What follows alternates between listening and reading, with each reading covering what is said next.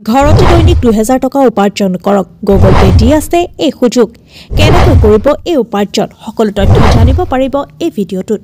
আজি সকলো অনলাইন হ'বলৈ আৰম্ভ কৰিছে যাৰ বাবে বহুতো এপ মুকলি কৰা হৈছে অনলাইন ৰিচাৰ্জ বিল জমা বা আন ব্যক্তিলৈ ধন ট্ৰান্সফাৰৰ উপৰিও এই এপবোৰৰ জৰিয়তে ধন উপাৰ্জন কৰিব পাৰিব এই পেজত আমি আপোনালোকৰ বাবে লৈ আহিছো গুগল পেৰ পৰা টকা উপাৰ্জন কৰাৰ সহজ উপায় যাৰ জৰিয়তে আপুনি ঘৰৰ পৰাই দৈনিক 2000 টকা উপাৰ্জন কৰিব পাৰিব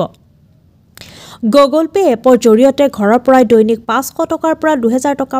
উপাৰ্জন কৰক টকা উপাৰ্জনৰ বাবে দুটা সহজ প্ৰক্ৰিয়া অনুসৰণ কৰিব পাৰি প্ৰথম পদ্ধতিটো হ'ল গুগল পে এপ ৰেফাৰেল আৰু দ্বিতীয় পদ্ধতিটো হ'ল গুগল পে কেশবেক অফাৰ আপোনালোকৰ বহুতে হয়তো এই দুইটা পদ্ধতিৰে টকা উপাৰ্জন কৰি আছে কিন্তু কিছুমান মানুহ আছে যিয়ে এই এপটো ব্যৱহাৰ কৰা নাই গুগল পে ৰেফাৰেল কোড ফৰ্মৰ সহায়ত ধন উপাৰ্জন কৰক 2024 চনত যদি আপোনাৰ মোবাইলৰ পৰা নিজৰ গুগল পে লিংক আন এজন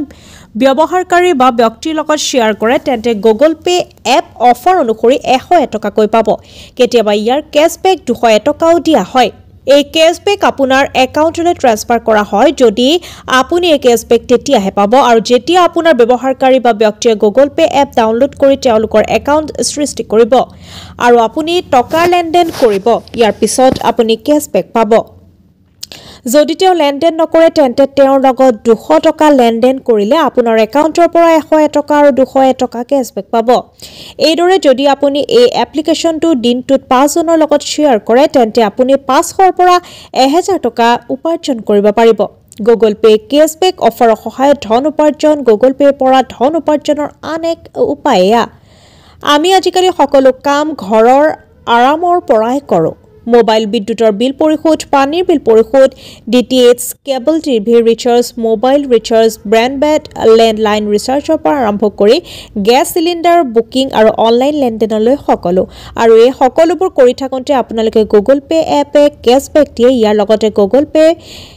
আপোনাক অধিক অফাৰ দিয়ে যাতে আপুনি অধিক ধন উপাৰ্জন কৰিব পাৰিব